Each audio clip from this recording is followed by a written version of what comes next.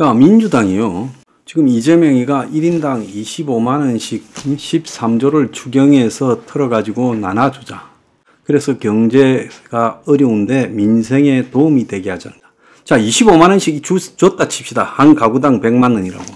그 다음에 그 100만원 털어먹고 나면 경제가 회복됩니까? 100만원으로 경제가 살아납니까? 그 돈 써서 잠깐 식당이 반짝했다 칩시다. 자, 그거 쓰고 나면 그 다음에는 또 식당이 살아납니까? 그래서 우리가 지속될 수 없고 무한정으로 나올 수 있는 재원이 없다면 그런 정책을 쓰는 것은 굉장히 좋지 않다. 특히 한번 그런 거를 우리가 코로나 때 하고 난 뒤에 끊임없이 이런 이야기들이 거침없이 재난 상황도 아닌데 등장하게 됐다라는 지금 폐해를 겪고 있죠. 그래서 이런 것은 하게 되면 그 뒤에 뭔 문제만 생기면 정치권에서 그러나 할 것 없이 공짜로 돈을 살포하자라는 이야기가 선거 때 나오게 되고 나중에 내가 되면 500만 원 줄게. 내가 되면 1000만 원 줄게. 이제 이러다가 나라 문 닫는 거예요. 그 돈은 누구 돈으로 줍니까? 한번 물어봅시다. 그런데 민주당이 더 기가 찬 일을 하고 있어요. 주택 청약에 지금 집 없는 사람들이 돈을 거기 낸 거 있죠.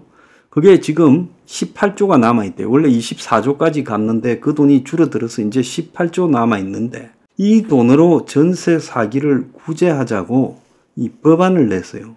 그래서 선구제, 후회수, 전세 사기 특별법 개정안을 민주당이 내놨어요.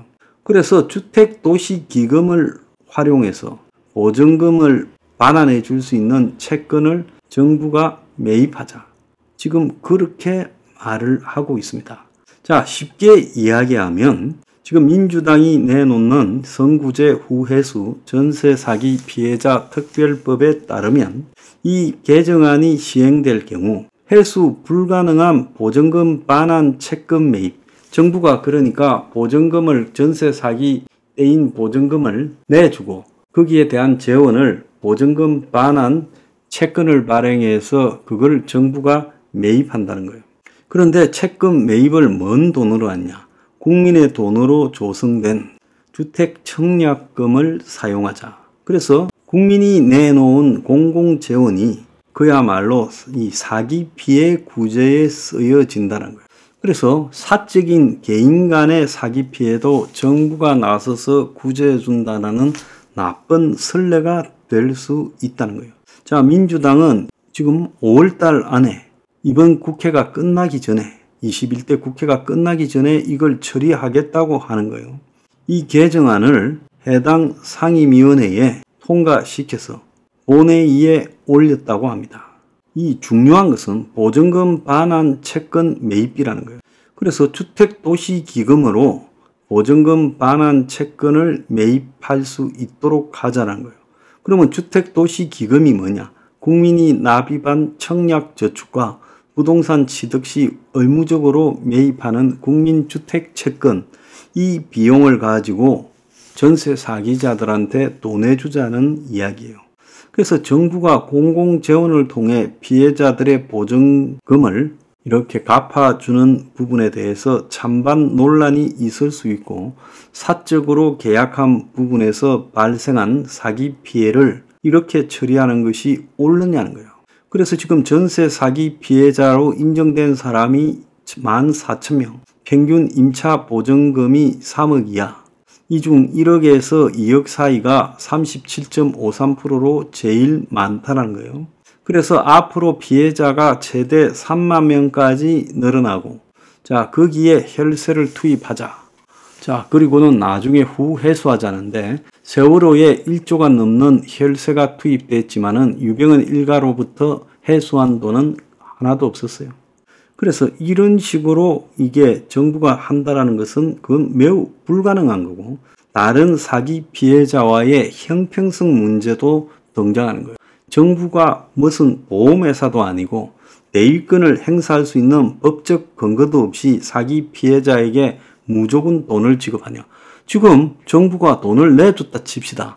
그러면 이제 나서서 전세 사기범들한테 돈을 회수할 법적 근거도 없어요. 살다 보면 사인간에 피해보는 경우가 한두 번도 아닌데 그때마다 국가가 전부 보상할 거냐. 특별법이라고 해도 사법의 기본 원칙은 벗어나서는 안 된다. 이거는 전세사기 특별법은 법의 기본 원칙인 형평의 원칙에 위배되는 전형적인 포퓰리즘이다. 이렇게 이야기합니다. 그런데 현 정당 정권도 마찬가지요.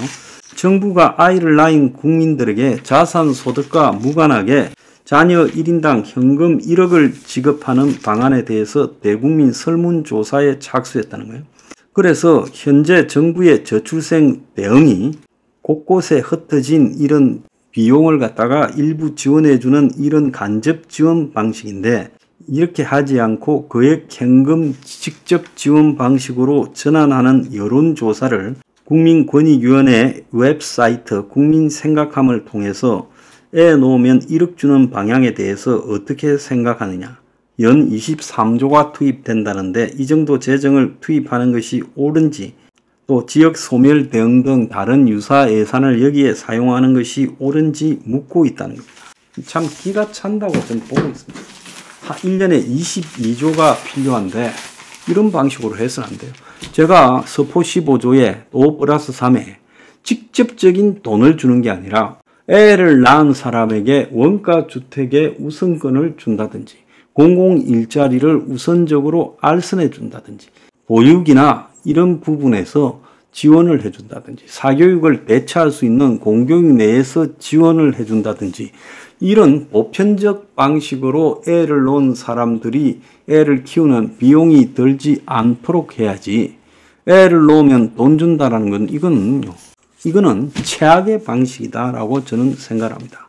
이것뿐만 아닙니다. 중앙정부가 그렇고 정당들이 그러니까 지자체들도 한술 더 뜨고 있어요. 대학 무상 등록금이 전국 지자체에 확산되어서 광양, 통영, 장성, 화천, 평창, 양구 등이 인구 감소를 막고 균등한 교육 기회를 보장한다면서 그야말로 이 대학생들 등록금 전액 지원하는 정책을 잇따라 도입하고 있어요. 학부모들 경제적 부담을 덜어주고 인구 감소도 막아보겠다라는 단체장의 성심성 정책이 지금 나오고 있어요. 광양 같은 경우에 전남에 내년부터 대학생 등록금 전액 지원 사업을 실시한다. 그래서 시민 의견을 듣는다면서 광양에서 초중고등학교를 졸업한 대학생들에게 거주 기간에 따라 정부와 학교 등에서 지원받은 장학금을 제외한 나머지 실제 부담 등록금을 50에서 100%까지 지원해 준다. 초중고등학교를 강릉항에서 다 졸업하고 7년 이상 주민등록이 돼 있다면 100% 지원해 준다. 내년에 대학 4학년부터 제도를 도입한 뒤 연차별로 확대한다.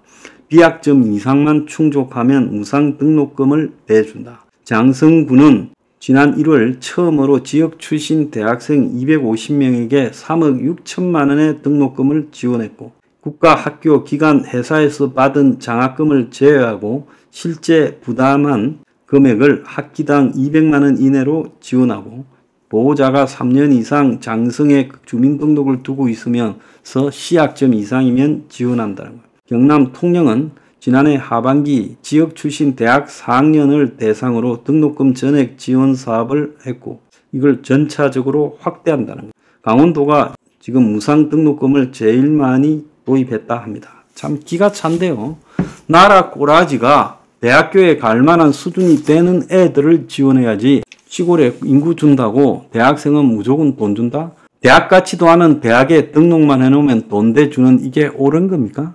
그 돈은 어디서 나왔습니까? 국민의 세금 아닙니까? 이 나라가 전부 미쳐 돌아가고 있어요.